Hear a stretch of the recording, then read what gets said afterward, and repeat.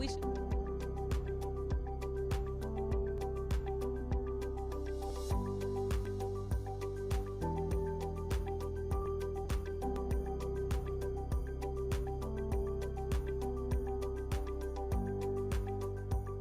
Hello, hello, hello. Yeah.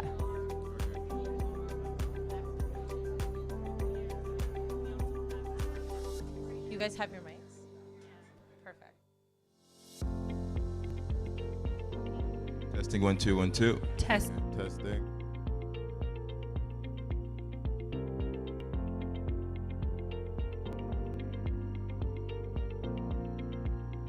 Thank you guys so much for being here. BLAXPO, you guys came bright and early to get this first session in. Don't be shy, like some people are sitting in the back. If you want to move forward and be more interactive and make it feel like a little closer for the people on stage, feel free to do that. But I'm just really excited to welcome you guys. For those who don't know me, my name's Nicole. I'm the CEO of BLAXPO, and I just wanted to kick off our event with this amazing panel. I'll let them introduce themselves and tell them all of the things that they want to tell you. But AI is something that I knew nothing about. However, my partner and her husband, they're huge STEM people. I didn't even know STEM was a word, okay? Like, I'm like tech STEM, like stem cells, like I'm confused. And it changed my life.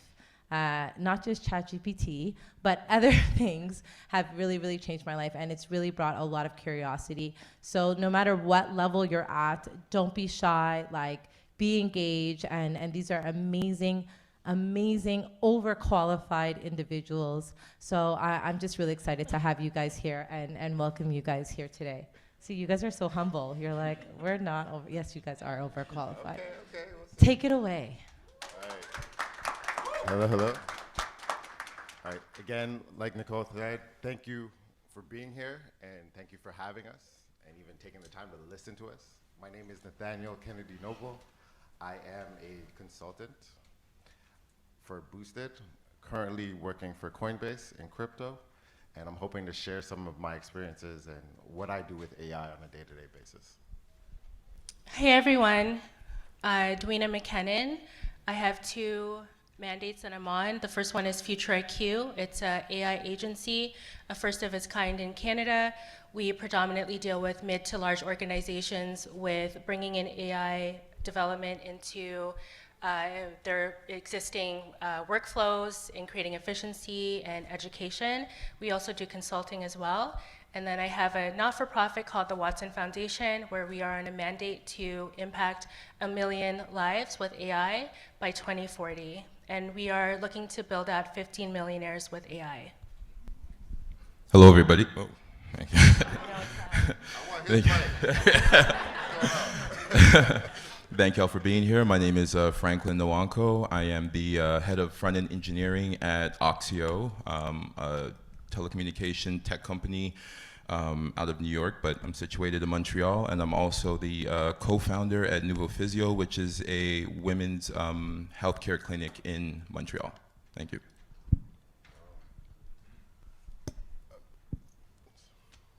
All right. So there's this beautiful question that we should answer is, how can we use AI to make sure the Black community is not left behind? Right? So we're going to take that time and answer that question. Would you like to start? Or should I go for it? Okay, no pressure. All right. Personally, for me, it's not much a question of the Black community. It's more a question of, this is something that everyone can use. And as a person, if you're not taking advantage of this, you are leaving yourself behind. So AI at the premium level, let's say for a ChatGPT, is $20 per month. This is your new assistant that you could just speak to as a partner, ask questions instead of questioning yourself, get answers, and move any needle that you're trying to get towards, whether it's career, whether it's this personal project. You can move all of these things forward just by having a conversation at your computer with beautiful advice. I could take a book, put it into AI, get a summary, and now I'm knowledgeable. So this is everything that we've asked for, we hope for, it's available at our fingertips, and we should take advantage. So that's what I think about AI for the Black community. I think we should first start off by understanding where we are. So we've just stepped into what we call one of the biggest business renaissance of our time. The first business renaissance that we experienced was the industrialized renaissance, and now we're in the second one. So what does that look like? That's automation, that's artificial intelligence, that's digitalization. So when we look at okay, the history of Black people, and now that we know where we are, the table is being built, right? Now is the time for Black people to be a part of the table. A lot of the times we're on the side, and then we're coming in afterwards. So if we can actually think about even the iPhone went through many different updates. Now we're at iPhone 16. So there was an iPhone 1, and we're actually a part of something that is actually one of the biggest things for our human era. So where could Black people be? Here, building the table, not being fearful. Sometimes the media will play into your mindset. Sometimes you'll be like, okay, I'm afraid of being replaced by this, but now is a great time to be a part of the table. What does that look like? If you're sitting back waiting for the government to educate you, you're already behind. When the internet came out, they never created a course for us to learn about it. We had to go on and actively learn it. But if we remember to when the internet came out, what happened? Y2K, everybody was afraid. Let me tell you a story. In my household, my father turned off all of the electricity because he said, and he's Jamaican, I don't know if there's any Jamaican people here, but he came down and he said, we're turning off all the electricity because he was scared, right? So what they like to do is they like to play with our emotional, right? They have us fearful. But how do we keep up? Is we keep up. We have to show up and we have to educate ourselves. Do not wait for a handout. Do not wait for somebody to say this is what it's about, because this is going to change not just the tech world. It's not a tech thing, right? And a lot of the times they'll stick AI in this little tech box, but it's not a tech thing. This is going to infiltrate every industry. So it is a revolution, and you can be a part of it by just what you're doing now is showing up into these spaces to get the information, to not just figure out, okay, I just want to know what the basics is, but now how do you be able to use it in your life? I'm going to take a little bit from what you said. And when we talk about being at the table, I think that's very important, right? We have to think about how we're going to invest, right? So I'm thinking about we have to invest in education, right? Education in AI. We have to invest in, boot camps for our young Black people in the communities. That's actually how I met Nathan, right? Funny enough, started a boot camp for development at the YMCA a few years ago, and I wanted to go back and invest in, the community where I grew up. And actually, Nate showed up as a volunteer. And part of what we were doing was trying to educate young Black people, show them there are people like us in this industry. It's not that difficult. And if we teach people young about artificial intelligence and how to use it and how to optimize, whatever it is that we're trying to do with it, then the future generation is going to be there. It's also about the data sets, right? And I'm going to walk into your territory, right? When we talk about the data sets, it's who are the people behind these, right? What data is actually going into the models, right?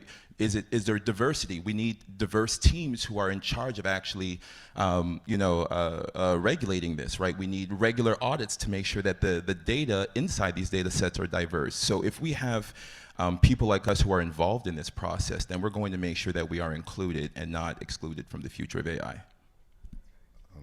Beautiful.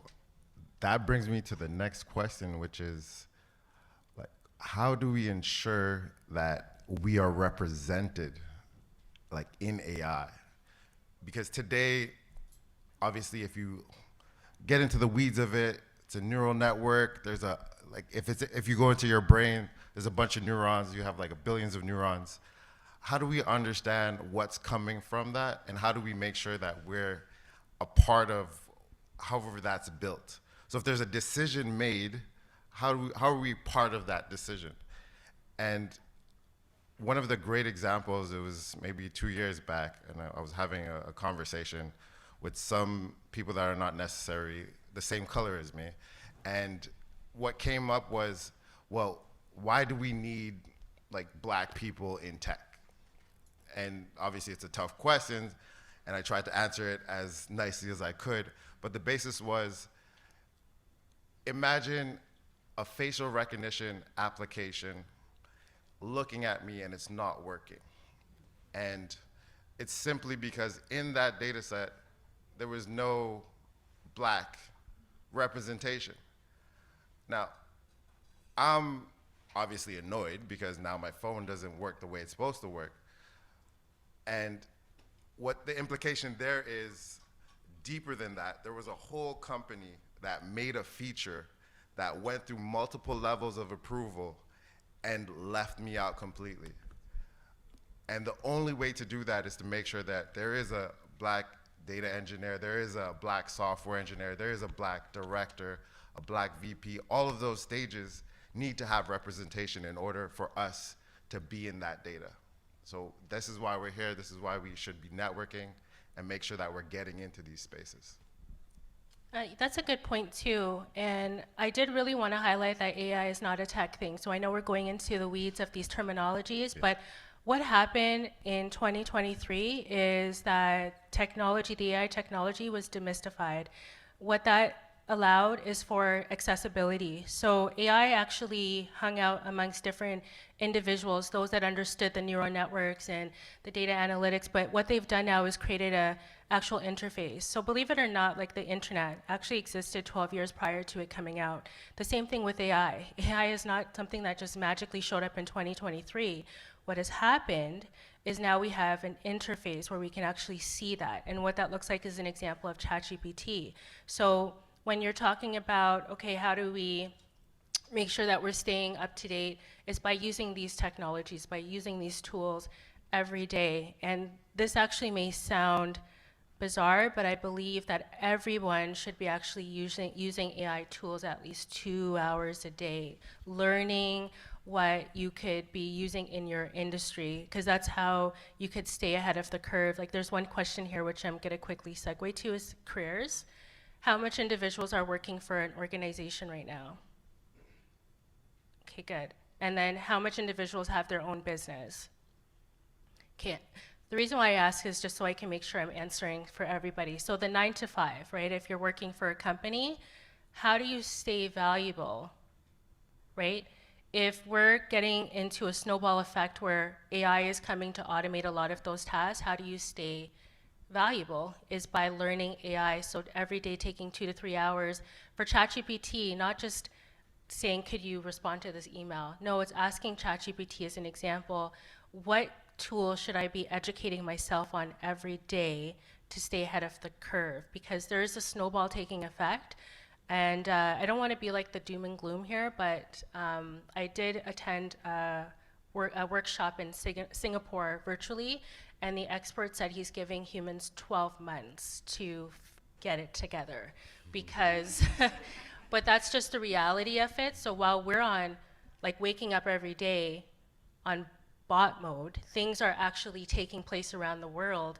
And one day we're going to wake up, just like what they did with the individuals 50 years ago when Steam came around. There's a lot of people that lost their jobs.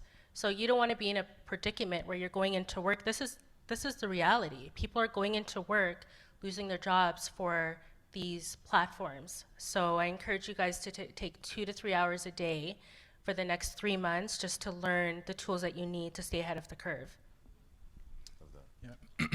I think I kind of covered this in my answer before, but I will say again, I think it's really diversity and inclusion, once again, right, from the top down. And I think, you know, another thing is kind of what we're doing here at BLAXPO, right? We want to invest in black startups. We want to invest in black tech companies, right? Because everyone is moving in the direction of AI. So I think by actually investing in these type of companies or startups, I think this is how we're actually going to make sure that we are involved.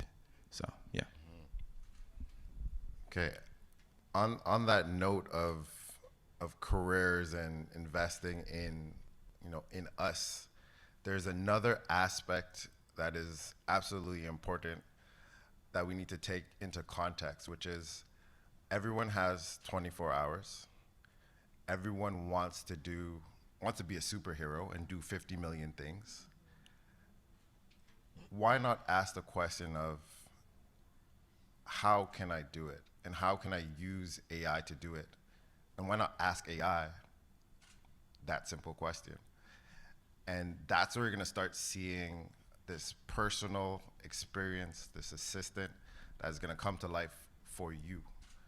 And that's where it starts to get interesting. And I'm gonna give you guys a segue, an example that I used in my own life. So I'm a data engineer, just started a job as a consultant.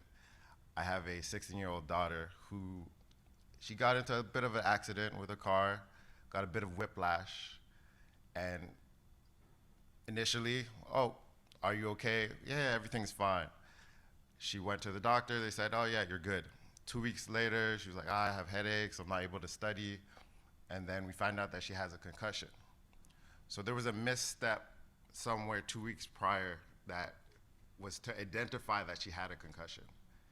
And now she's 2 weeks in and all these things have happened. So my step was, well, I don't know if I could trust the system per se, but I am empowered to go and ask questions to AI. So I got a book on concussions that dealt with football players, how they got treated, looked at that protocol, got supplements and vitamins to ensure that she could get better, looked at how she should be basically doing her learning with breaks so she could get back to where she needs to be. And it wasn't simply saying, okay, take an Advil. It was, well, she wants to go to a really good school. Like she wants to go to a private school. She wants to perform. So what we had to do was outside of what they would usually treat. So it's about taking your personal experience, inputting that into AI, and then asking the right questions. And what came out of that is, you know, on her math and sciences, she was able to get 93 and 94 and catch up in a month's worth of school that she missed in 1 week. And that's the power of smartly using AI and asking the right questions and building your own plan for your own future. Don't wait for people to do that. So very important. Yeah, I love that. And just to echo what you said too, is when we look at Google, you would ask it a question or you put an input in, and it would give you a bunch of links where you would actually go and research yourself. So as much as AI is, you know, exciting, it's also very scary, because instead of us actually doing our own research now, going into different websites, what ChatGPT is doing now is saying, you have a question, here's the answer. So if we understand how ChatGPT is developed, and I'm saying ChatGPT, but it's not really AI only, but it's because everybody's using it.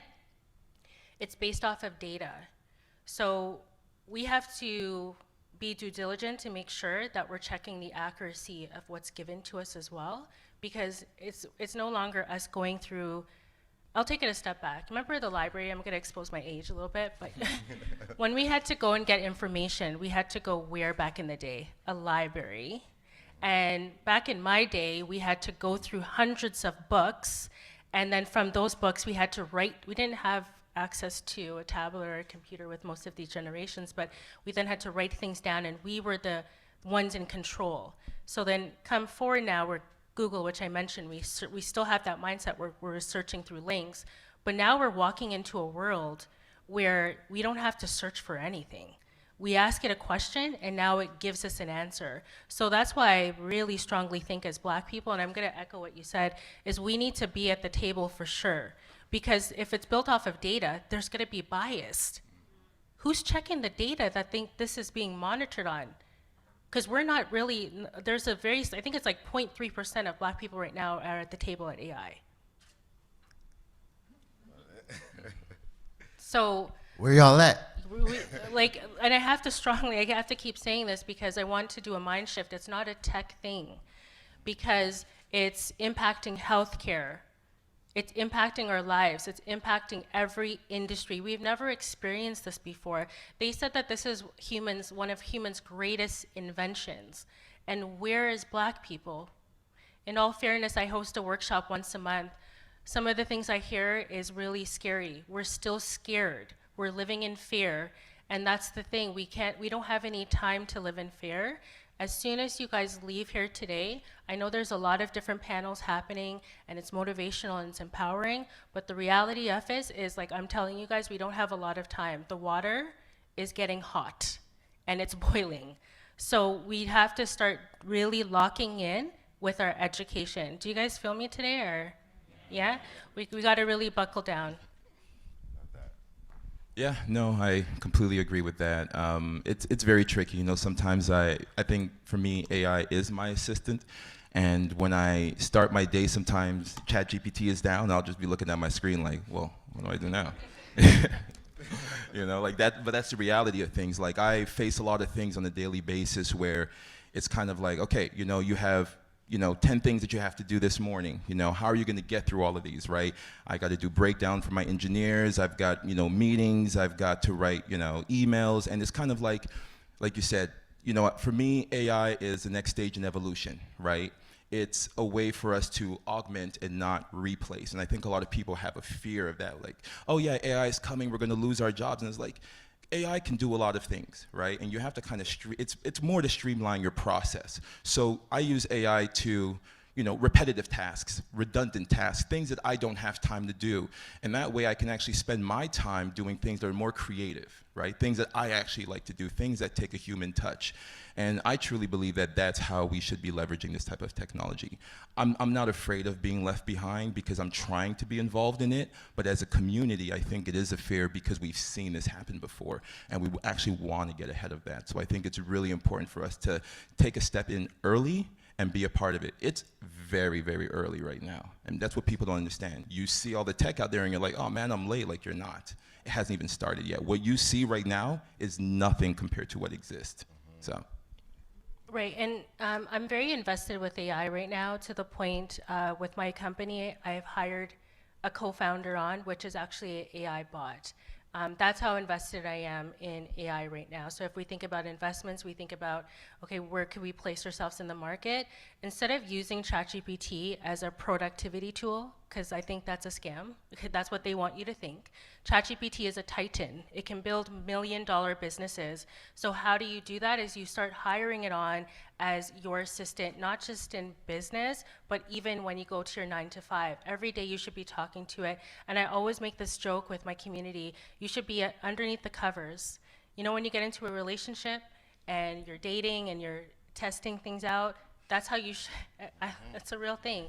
But you should be underneath the covers every night before you go to bed talking to ChatGPT, because if this is the beginning and you can actually talk to somebody and it can learn who you are, it can actually help you be a business strategist and can help you get through life problems as well. Love that. I'm gonna build on top of that. So how do you spit game to AI like that, and how could you do it as the people you are today? Like, where maybe you have no experience with it, maybe you have a bunch of experience, and it's gonna kind of flow through. So every time you put a prompt in, like me personally, I'll be like, I am a Black data engineering consultant, speak from this perspective, and I want this to just keep going in. So as I'm getting this information, I'm not gonna get some random output that's not me. So I wanna keep correcting. So what they call that is prompt engineering. It's nothing complicated. It's being able to ask the right questions with the goal of getting the right response.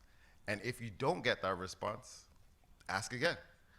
There's no like energy, there's no, like, it's not gonna get tired. You just keep asking the same question, tweak it a little bit until it is actually correct the way you want it.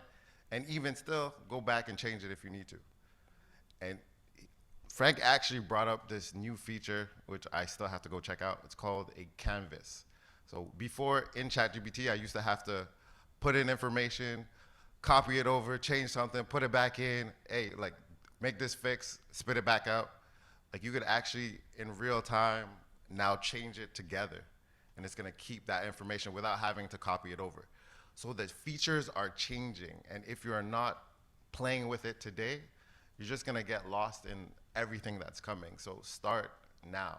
Start prompt engineering now. The recent update they did with ChatGPT is you actually don't have to prompt it anymore that much. You can actually just download the app onto your phone, and you can actually now talk to it like a regular human. When ChatGPT first came out back in 2023, guys, I put up $2,000 to take a prompt engineering course just to find out that 9 months later, I can download an app and actually talk to it like a friend. True. This is how fast AI is working, okay? So the biggest thing is always staying up with the times. So if you haven't done so, if you're figuring out, okay, this is new for me, where do I start? I'm gonna tell you the biggest thing is you're gonna wanna download ChatGPT as an app. I see you taking out your phone. I love it. But you're gonna wanna download ChatGPT on your phone. And the reason why is because you can actually start to program it to understand you, and you can talk to it. You don't have to know the science behind it. All you can do is say, hey, I'm gonna start to call you Clove. Clove is my co-founder, so I started to program it. So when we say program, it's just really you talking to it. So that's the biggest thing, is I'd recommend just downloading it and starting to use it in your everyday life. As an example, you can even start to talk to it about how do you become a millionaire. Is there anybody in the room that wants to become a millionaire? And the way you do that is through, and I'm just gonna give you guys it, through ChatGPT. So instead of using it for content creation and using it for a productivity tool, this is where you start to use it for innovation. So you actually, and you guys could, please do this, go home and say to ChatGPT, I want to become a millionaire. This is where I'm at. These are the skills that I have. This is the business that I have. I want you to create a 12-month plan on how I could become a millionaire. I'm actually walking proof that this works. Okay, I wouldn't be saying this just to say it. So if you're trying to become not a just let's say millionaire, let's say just a 5-figure business. Maybe you're not making any money right now. You can actually go to ChatGPT. You can tell it all of your finances. You don't have to tell it your name, all your finances, the where you are, and sometimes information could be overwhelming. You can tell it to dumb it down for the first 24 hours, because you said we all have 24 hours. So tell it, listen, I need you to tell me how to become a millionaire, 12 months, but I need you to break it down even further per day, per hour, and watch it do its thing. Love that. Very good, yeah. I think it's, like I said, an extension of who you are. So I've been leveraging it a lot of different ways recently, and one of the things that I was doing was I've been working on an application for the last few months, and really more spending a lot of my time in the product development part of it. And it was very interesting, because what I would usually do is I would, call up my friends and I'd be like, hey, this is my idea, and I'm bouncing my ideas off of them. And then I started using the chatting feature with ChatGPT, where you can just talk with it. So I started having a conversation with ChatGPT, and I'd be in my office, my earbuds in on a whiteboard, and I'm talking to it. And I'll go like, what is this idea? What is this app I'm developing? And then it would just spit it back at me, right? In a way that I never even thought about it. And then I was like, all right, well, now I want to build this other application, right, for my clinic with my siblings.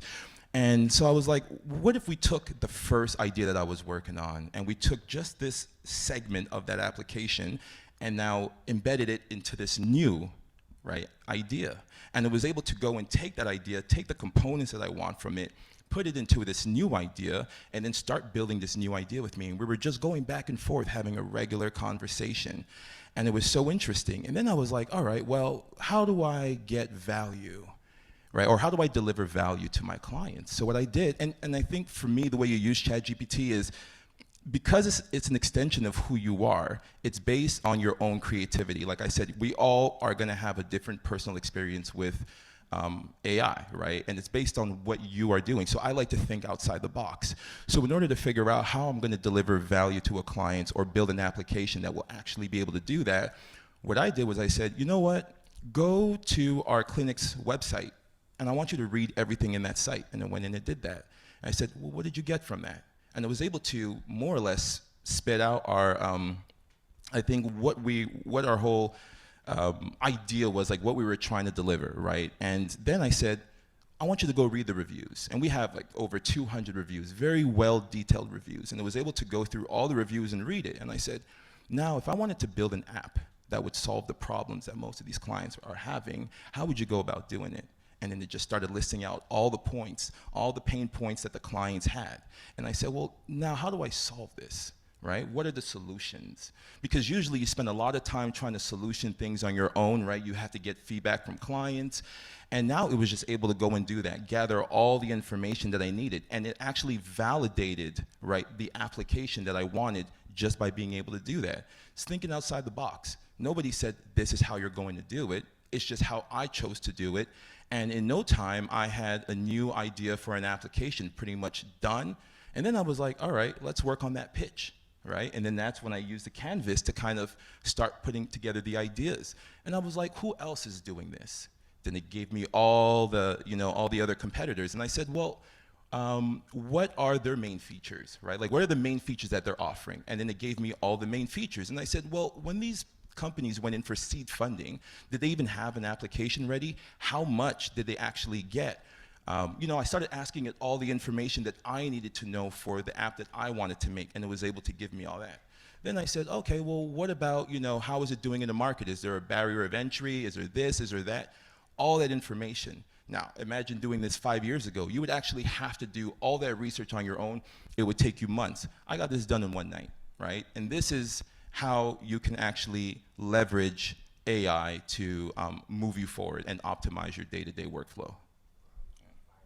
I love that, and that example shows that as we have ideas, we could bring them to life with less friction.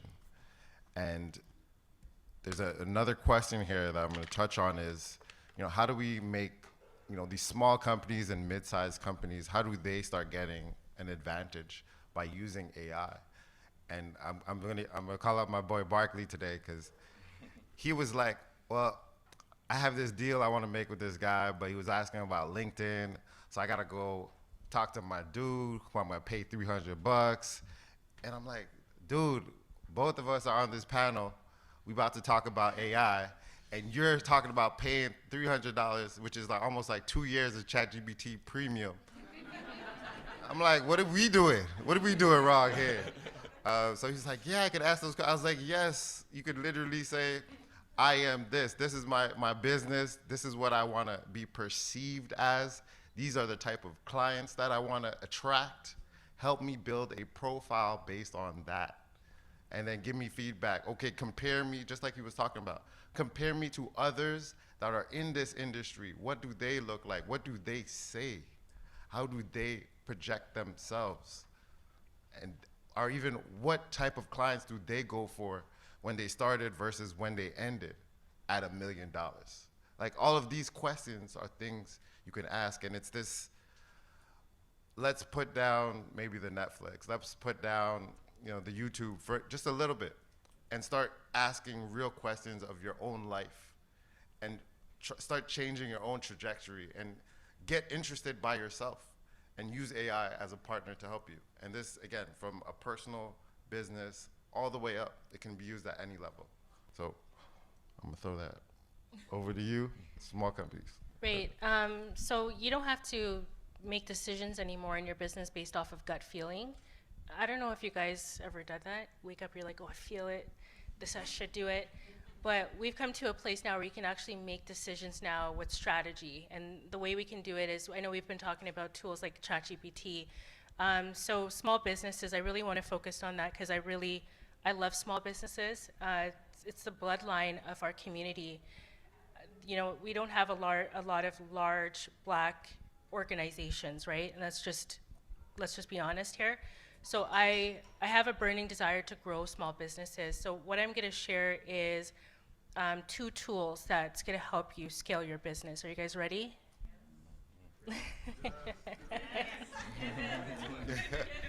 Get live, guys. Come on now. The first one, I know we are also talking about ChatGPT, but this is my number one. It is a titan. It could build $1 million businesses, okay? So again, I'm gonna tell you guys, don't use it as a productivity tool, or use it for that gut feeling. So when you wake up in the morning and you're like, it's go mode, it's go mode with ChatGPT. So everything that comes to your brain, you're gonna kick it off, right? Sometimes within the Black community, this is just real, we have issues with telling each other what we're up to, because we wanna move in silence. right? That's quote unquote. But now is not a time to move in silence. Now is a time to make noise. Malcolm X said if you're gonna do something, make noise. So the only way to do that is make noise with ChatGPT. So if you have issues with talking to your girlfriend or your boyfriend about what you're doing, pull up ChatGPT. The next one is called AI Warehouse. Okay? Because there's over 1,000 AI tools that are out here and that are coming, how do we figure out which one is for us? AI Warehouse is actually a directory of AI tools. So it doesn't matter what industry you're in or what business you're doing, you can actually plug it in. And this is also good for managers, CEOs, and everything. Plug it in what you're doing, and it can actually spit out the exact AI tools that you should be using. Okay, so we have ChatGPT, and then we have AI Warehouse. No, ChatGPT is a Titan, but AI Warehouse. The next one is Notion.io. Has anybody heard about this? Oh, I love this. This is my best friend. So I have a team of 12 people right now on my FuturIQ side, and this is how I've been able to, as a startup, to grow and to keep things going. No more Google, no more Excel doc. Everything is now on Notion. It organizes you as a person, and it also organizes your team. So if you actually want to grow your team, because that's how you can become a millionaire, is you can grow your team. You can go to Notion.io. Do you guys want to plug any other apps? Because I just think we're on a roll with this one. Yeah, I mean, for myself, I think communicating is very important, especially from a consultant's perspective. And lucid charts is one of the things that I use. Not necessarily AI, but it's all about these customized workflows. So how do you ask the right questions to build the right diagram to say, I want to build an agenda to present to my boss, who is the head of, I don't know, people analytics. How should I do this? So using AI to use certain tools that will help you is also important. What about yourself? Oh, okay, I got the spot. So, I mean, I generally speaking use ChatGPT, and then when it's down and I'm panicking, then I just go to Gemini. But then I also like to use Copilot, and yeah, you actually put me onto that one. And actually, I think all my engineers now use Copilot. And Copilot is a tool for coding, basically, right? So like if you write code. I remember I've been working in startups now for I think at least the last 15 years, and I spent most of my career working in startups. And you know, back in the days, you know, and the thing about working in startups, which is very interesting, especially if you join very early, is you have a tendency on building things from the ground up, right? So you build things from scratch. It's like, this is what we want to do. And you're like, okay, great, we got to build it. Now you have to sit down and you have to figure out, you know, how am I going to make this application, right? And you're thinking about every possible step, and there's a lot of mistakes that happen. There's a lot of research, and if people here write code, then you know about like these forums that you're going to go on, you know, like Stack Overflow or whatever, right? You spend a lot of time doing, you know, research and reading questions and trying solutions that don't work. And now with something like Copilot, and you know, I've used it a little bit, you will literally just start writing a code. I have the whole idea in my head. I'll start writing it, and it will just spit everything out on the whole page. It'll be like, oh yeah, you're trying to do this. And I'm reading it, I'm like, you don't know what you're talking about. And I look at the code and I'm like, oh my God, like how did you, I wrote like 2 words. How did you know where I was going? This is where we're at. I couldn't even imagine what it's like today trying to build something from the ground up with this type of assistance, but it's definitely a game changer. So, you know, using tools like Copilot, I know that, you know, ChatGPT is like LLM based, but it works really, really well for like code and stuff like that as well. So yeah, those are my tools.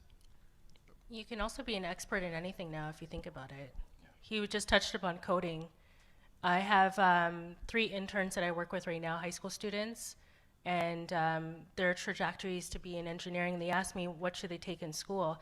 Well, first off, you don't have to really learn coding now, because you can actually stick it into ChatGPT and it can code, at least know the basics, but you could be an expert at anything. You can be a consultant, you can be a CEO, a manager, anything, because again, everything's demystified all the way down to the public. So you can do whatever you want at any time now because you have access to these beautiful tools.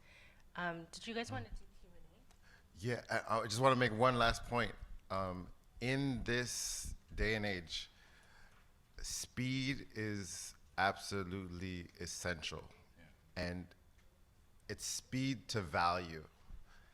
And if my manager tomorrow asks me to build a report or summarize some of the work I did, so my head was deep in code, and then now I have to come up with a report in an hour to summarize so she could send to her boss.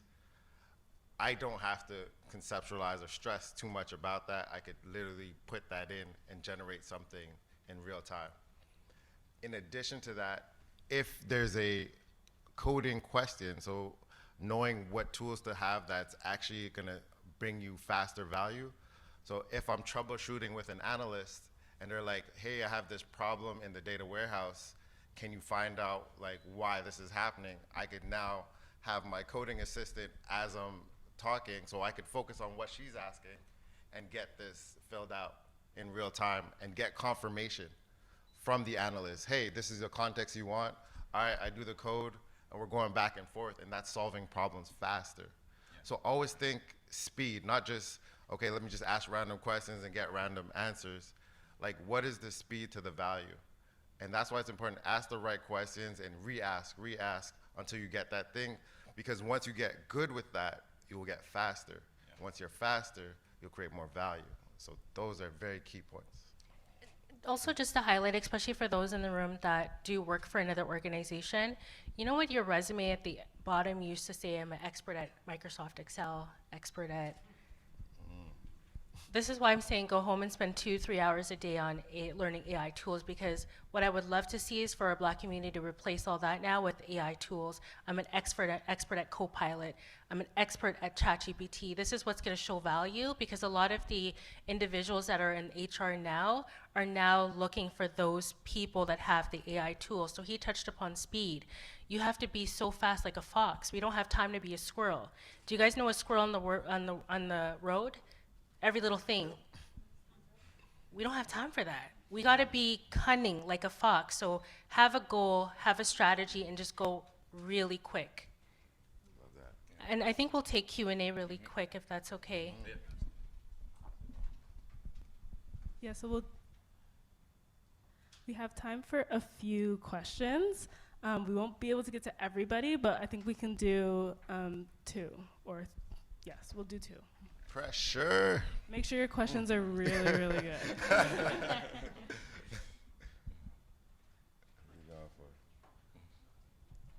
Thank you so much for sharing your insights with AI. I find that that's something that the community we're trying to get used to more often, but it's very true. It's something that we need to learn to adapt with to kind of be our superpower. I'm a creator. I come from a creative background in entertainment, and I also use ChatGPT as an AI development tool in a way. Now, one of the things that I've been hearing amongst each other is the concern of protecting your IP or your intellectual property. So I just wanted to know, as like ChatGPT memorizes the data, it's important for them to kind of understand who you are, but are there any cautions or advice that you can give in regards to protecting your ideas? I could jump on that. So there's a portion in the options called data controls. You could just flick that off, and what happens is whatever you're prompting in the answers, don't go back into the larger training of the actual model. And all that means is that data is not being used to use in future questions and answers. So understanding in any AI tool that you use, what are the data safety options, and just being able to switch that off. There's also temporary chat, which is a bit easier as well. So they're making it easier to see the options to protect your privacy. So, when you want to maybe put in your finances or, a health diagnosis, it's not a bad idea to just flick that off and you should be fine. That's a good concern to have. But also the reality of the situation is we've been giving data for free for a very long time. So I think the bigger concern is trying to use these tools as much as possible, because everybody's using it right now. And I know we're concerned with that, definitely understand, but the way that even ChatGPT was developed was off of Google prompts that we all put into the system at one point. So I think instead of holding up time with being stuck on that, just execute. And that's the biggest thing, execute. Because right now there's no regulation for AI, it's a free-for-all. And those that actually know that are working in AI and that are in that space, they're like, this is a great time before the government comes and puts on all these restrictions. So I know we're cautious of that, but even if you look at your phone, you're giving it information every day. So a lot of us get stuck in the weeds on things that we don't have time, we just gotta execute. Yeah, I actually had a mentor who once told me, he said, you know, and I was exactly like that. I'm like, I have all these ideas. I don't want to share them. I'm afraid people are going to steal it. And he said to me, he's like, you know what, if you're thinking about it, chances are other people in the world are thinking about it. Stop worrying about, you know, who's going to take your idea. If you're already thinking about it and you're already working on it, you're probably way ahead of someone else who's, you know, thinking about the same idea. So don't be afraid to have your idea go out there unless you're working for a large organization and they're very specific on it. But like, focus on you and trying to get what you're trying to get right now, and don't really worry about all that other stuff. They have to be very specific to find your information. So yeah. Can we take two? Because I know this guy has a burning question. Yes, so I think Nathan had touched on this at one point. He was saying that it's best to use ChatGPT in an intelligent way, right? And my question to all of you is that, is there a way that you think you can use it unintelligently, like you use AI tools unintelligently? And to be more specific, right, I'm a computer science student, is there a way that you think that it's inappropriate to use these AI tools when you're coding? Because I know that when I'm coding, of course I use ChatGPT, of course I use like Gemini, right? But there are times when I have code that's given to me. Sometimes it's entirely incorrect, or sometimes I have to worry about code quality and entirely revamp the code myself, and now I'm doing double time the work than if I just wrote it up myself, right? So just really, what would unintelligently be using AI mean to all of you? And then when it comes to coding specifically, could you also answer that? Yeah, go for it. Yeah, if you don't mind. So yeah, that's actually a very good question. When you use code such as Copilot, or AI such as Copilot or ChatGPT, and it gives you a chunk of code, right? And you're like, okay, I want to use it. And this is one of the things where, you know, I think this actually came up, was like, oh, you don't really need to know how to code. You should know how to code, right? Like if you're going to do something, because it can do a lot of things, right? It can, you know, help you streamline your process, give you chunks of code that you weren't thinking about or whatever, but you still have to understand what you're doing, and you have to understand that code. So when they give you stuff, what I like to do is I go, now break this down for me. Explain to me exactly what you just did. Every single line of code. What is happening here? What is happening here? All the things that I do not understand, I make sure that it breaks it down for me. And so I don't repeat it. I'll just be like, every time from now when you give me a piece of code, right? I want you to explain it in detail to me, every single thing that's going on. So that way I do not put code into an application that I don't understand. And I think that is probably the smartest way to use it. Last quick point to that. You are, as a professional, it is your duty to check with context as well as technology. So as developers, sometimes we're like, oh, that's what you want? Da, da, da, da, da, da. And then you come up with this whole solution, and then they're like, nah. And that sucks from our perspective, but it's important to check, okay, this particular ask it correctly in ChatGPT, look at the code, test the code, and then move on. So that's all I want to say. All right. One last? You got one last one? Who else wanted to ask a question?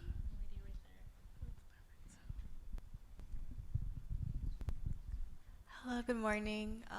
My name is Naomi. I was just wondering, I'm a psychology student, and I just wanted to know, like, I want to start implementing AI into my everyday life. I actually did pay for the ChatGPT monthly thing. Oh.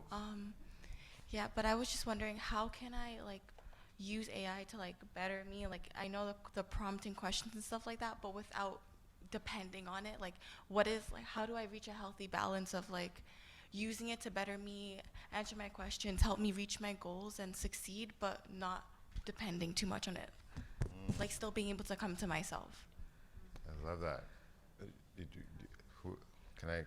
I mean, I'm kind of on the flip side. I'm excited about this. right? And is there ever going to be a balance? You have to create your own harmony, right? Because what may be a balance for me may not be a balance for you. So if you're ever feeling like, okay, it's not balancing, then you create your own harmony. But we are going to get to a point, to be honest, with singularity, where AI, like technology and humans will become one at one point.